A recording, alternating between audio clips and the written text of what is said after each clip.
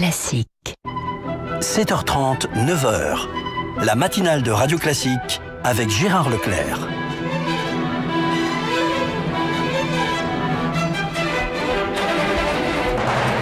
L'invité politique sur Radio Classique et LCI.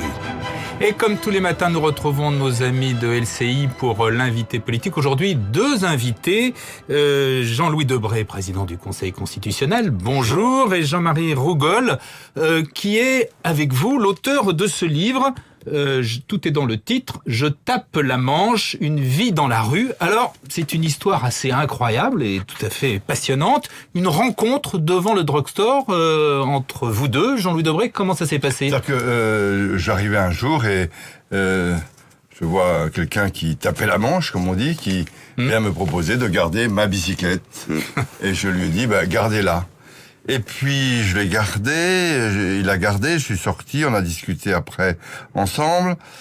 Et au moment où je discute ensemble, j'entends un monsieur qui dit à sa femme, mais avec un ton d'une agressivité, d'une méchanceté, d'une violence, regarde ces Debré qui parlent à un SDF. La façon dont il dit m'a révolté.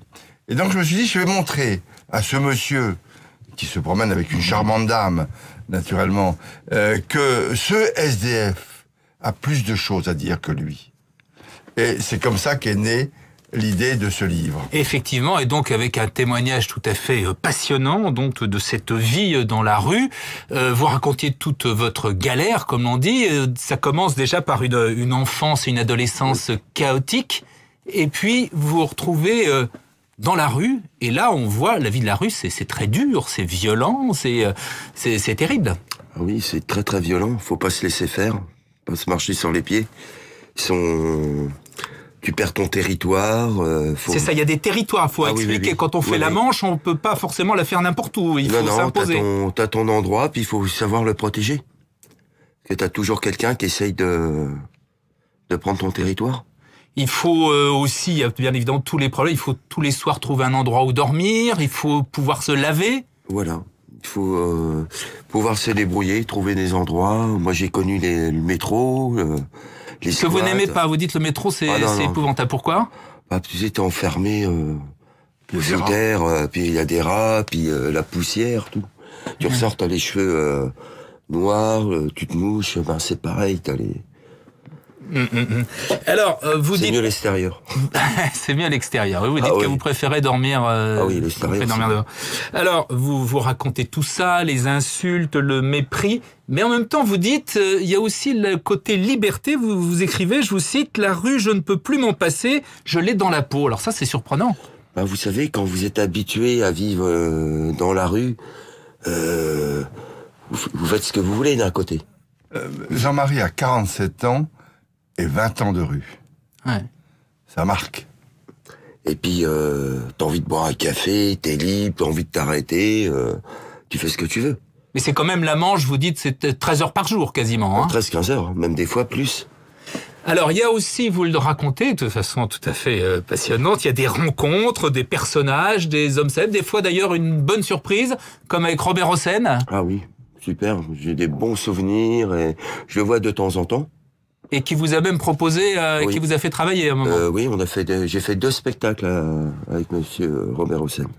Et puis il y a des célébrités que vous croisez, donc, et certains qui sont généreux, d'autres qui ne le sont pas. Allez, racontez-nous un peu. Il y en a qui sont sympas, puis il y en a... Alors par exemple, les sympas. Les sympas, il y a Robert Hossein, il y a Hervé Villard... Belmondo, mais je crois Belmondo. Voilà. Et puis à l'inverse, il y a... Jean Rochefort aussi. Voilà. Qui eux vous donnent chaque fois que vous les voyez, vous donnent un peu d'argent, ils sont gentils avec vous. Oui, ils parlent. Et puis il y a ceux qui vous ignorent, qui vous méprisent, qui vous donnent jamais d'argent. Non. Et alors là aussi, il y a des célébrités, faut le dire. Avec des réflexions. Avec des réflexions. Des genres je te donnerai pas. Certains acteurs. Voilà, très connu. Oh, vous l'écrivez donc à Gérard Jugnot, il y a Alain Delon, voilà. Michel Sardou. Et pareil aussi chez les politiques. Et là, on est surpris ceux qui donnent et ceux qui donnent pas. Moi, ce qui m'a surpris, c'est Mélenchon. Est-ce que Rien du tout. il donne rien, j'ai bien compris, Jean-Luc Mélenchon. Alors qu'en revanche, c'est étonnant, mais Jacques Chirac, vous l'avez rencontré, vous avez de l'argent. Ah oui, moi, François Hollande, vous avez de l'argent. François Hollande aussi. Et Robert Rue, vous dites. Oui, et Robert Rue. Alors vous dites aussi, ce qui est intéressant, c'est que en l'espace de 20 ans, vous avez vu que la rue a changé. C'est-à-dire il y a pas mal de réseaux maintenant, des réseaux organisés, mafieux, qui viennent et pour nous, ça nous fait, si t'as pas tes habitués, c'est très dur pour nous, les vrais gens de la rue. Ils placent des enfants, avec des chiens, des handicapés, parce que ça rapporte, surtout quand ils sont plusieurs. Voilà, avec des vrais et des faux handicapés, des vrais mutilés, parfois d'ailleurs vous dites mutilés volontaires. Oui. Ce qui est incroyable, hein. Ah oui. Et d'autres des faux parkinsoniens, qui tremblent tout le temps, en fait. Toute la famille, toutes les familles. Et des femmes, il y a beaucoup de femmes de plus en plus aussi dans la rue. Voilà, c'est ça. Vous dites des femmes et des jeunes, ça c'est terrible, plus qu'avant. Ah oui. Moi j'ai vu évoluer en année en année de plus en plus de nouveautés qui arrivent. Alors, ce qui peut surprendre aussi, c'est que en même temps, vous avez eu un temps un peu, vous avez une vie de famille, vous avez 2 enfants, dont une fille vient de passer son baccalauréat, si je me trompe pas. Elle passe son bac cette année. Elle passe son bac cette année, voilà, c'est ça. Année, Et l'autre qui a déjà un travail, qui a un emploi. Donc cette vie de famille, et en même temps, toujours la Manche. Comment ça s'organise? Et vous, pareil, vous votez, vous avez aussi une vie, vous suivez les. Pourquoi toujours la Manche? Pourquoi ne pas en être sorti? J'ai toujours été habitué comme ça. À me débrouiller comme ça. Voilà, et on l'a pas dit, mais donc après une vie qui a été une enfance et comme je l'ai dit, une adolescence très difficile et qui fait que vous vous retrouvez dans le Jean-Louis Debré. Ce qui est intéressant dans son parcours, c'est que la tape, c'est-à-dire la Manche, a été, au moment de son adolescence, un jeu. C'est devenu un moyen pour vivre. Et aujourd'hui, il est devenu un professionnel de la Manche. C'est-à-dire qu'il choisit ses endroits, il choisit ses heures, il est très, très mobile, il va à des endroits différents en fonction. Et donc, on voit bien que il est devenu un professionnel. Et chaque fois que il a été repris par une vie à peu près normale, la rue est revenue. Il y a pas longtemps, il vivait sous un toit. Ça a pas duré. C'est la rue. Et tout le travail aujourd'hui, c'est d'essayer de sortir de la rue pour créer une crêperie. Mais il faut qu'il y ait une volonté. Or, ses copains, sa liberté, il ne veut pas la perdre. Et comme la rue, il sait bien faire la tape, il le fait avec humour. La dernière fois, c'était quoi, là? Pour la Fashion Week, des clodos. Il passe dans les queues et il dit pour la Fashion Week des clodos. Il y a beaucoup, il y a de l'humour, il y a tout ça dans la façon de faire la table. C'est un vrai métier. Il a compris qu'il fallait pas être agressif. Et qu'il fallait, Simplement, ce qui me frappe avec ces gens de la rue que j'ai vus avec lui et ses copains, Rasta et compagnie, ils vivent dans un milieu d'une violence entre eux. Mais violence de l'extérieur. Il y a des gens qui, je comprends parfaitement que on n'ait pas envie de donner à chaque fois. Mais j'ai vu en les suivant combien certaines personnes accompagnent leur refus de donner de mots agressifs, méchanceté, qui est assez terrible. Et à l'autre côté, il faut pas les oublier, il y a des associations tout à fait exceptionnelles. Jean-Marie. Les Restaurants du Cœur, la SAMU sociale, la protection civile qui passe la nuit. C'est des aides importantes pour vous, c'est un soutien moral. C'est bien, ils parlent avec vous, heureusement qu'ils sont là.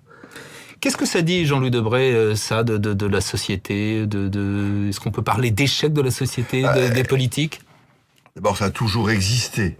C'est un échec de la fraternité. On peut pas dire que c'est un échec total de la société. C'est fou ce que la société peut faire pour les aider, pour venir en aide. Pour en sortir, il faut aussi une volonté. Ceux qui n'ont pas tous ceux que je connais, grâce à Jean-Marie, n'ont pas la volonté de sortir de la rue. C'est une société qui est entièrement tournée vers la productivité, vers le profit, vers un certain nombre de choses, et qui oublie, qui laisse sur le bord de la route ceux qui sont entre guillemets des marginaux. Alors ce ne sont pas des marginaux, ce sont des gens. Le train passe trop vite pour eux. d'abord, peut-être le système éducatif, qui les a laissés en marge, puisqu'on voit bien chez Jean-Marie toute cette destruction parce qu'il ne va pas à l'école, ou il fugue, personne ne s'occupe vraiment de lui, il y a une famille complètement cassée avec un père ivrogne qui lui tape dessus, la mère qui a disparu, donc tout ça. Et à aucun moment il y a eu des alertes ou des clignotants qui ont fait qu'on se soit complètement occupé. Ce qui m'a beaucoup frappé, c'est quand il est placé chez une nourrice qui se conduit très très mal avec lui. Simplement, chaque fois qu'il y a une inspection pour voir s'il est bien chez la nourrice, on prévient à l'avance. Du coup, la nourrice, ce jour-là, le nourrit, le cajole. Oui, tout à fait. C'est raconté, oui, c'est tout à fait un gamin. Et c'est là où il y a probablement des choses à revoir. Peut-être un mot sur le climat général du pays aujourd'hui, avec toutes les tensions que l'on voit, les manifestations, parfois les violences, les gens du voyage, les policiers, les gardiens de prison. Ça vous inquiète, toutes ces tensions ? C'est très très préoccupant. Une crise de l'autorité en France, il y a une crise d'identité, mais c'est pas simplement en France, c'est dans l'ensemble du monde. On voit qu'on ne sait plus où on est. On ne sait plus ce qui se passe. Et quand je suis dans la rue, parce que j'ai beaucoup suivi Jean-Marie, on les confond avec des migrants, ce ne sont pas des migrants. On les confond avec des gens qui viennent d'Afrique, etc. C'est pas leur problème. Non, on confond tout. C'est une société où on voit tout et on refuse de voir la réalité. Marine Le Pen qui est déprogrammée hier. Moi, le Front National. Je n'interviens pas sur la voie publique. Sur les affaires publiques. Moi, j'ai passé parce que ça a duré très longtemps ce livre. On l'a écrit depuis 2 ans. Je connais Jean-Marie depuis plus de 4 ans. Il m'a fait découvrir un monde. Laissez la politique aux autres. Même si ils s'intéressent à la politique, ils le disent, ils votent même. Il est inscrit sur la liste électorale. À Romainville. Voilà, un livre absolument magnifique et on apprend effectivement beaucoup sur son monde qu'on ne connaît pas forcément, puisque d'ailleurs souvent on les ignore presque un peu, on détourne la tête. Donc Jean-Marie Rougolle et Jean-Louis Debré, Je tape la Manche, une vie dans la rue chez Calman Levy. Merci messieurs, nous laissons nos amis de LCI sur LCI et nous restons sur Radio Classique avec le rappel, le journal tout à l'heure de Sophie Paolini.